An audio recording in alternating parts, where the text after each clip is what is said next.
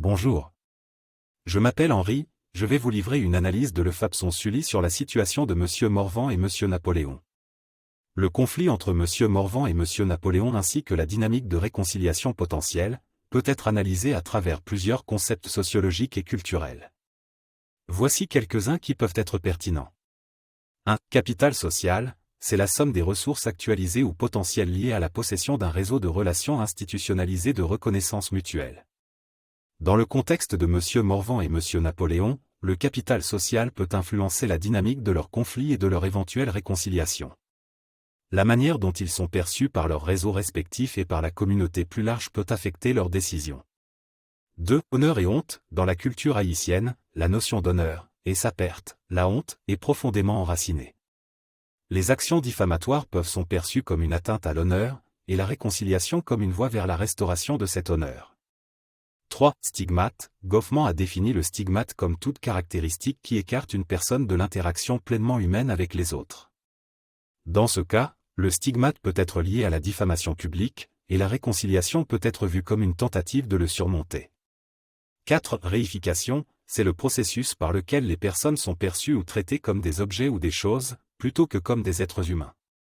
Dans un conflit médiatisé, les protagonistes peuvent être réduits à des caricatures ou des symboles, plutôt qu'être compris dans toute leur complexité. Maintenant, les conséquences du conflit en matière de relations ethniques.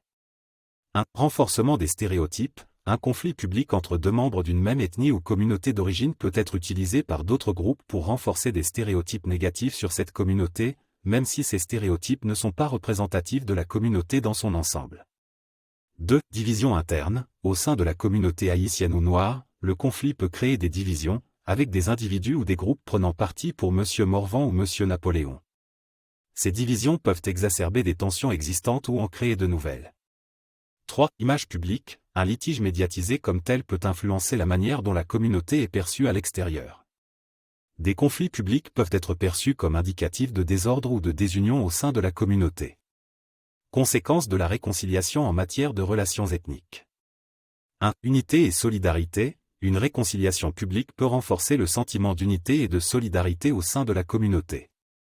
Elle peut servir d'exemple positif montrant que, malgré les différends, la communauté est capable de résoudre ses conflits internes.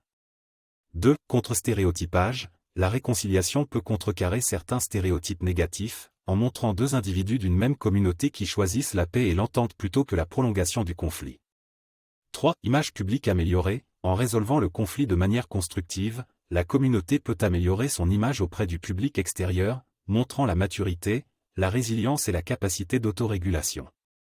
Si vous voulez savoir plus, abonnez-vous à cette chaîne et visitez www.lefapsonsully.com.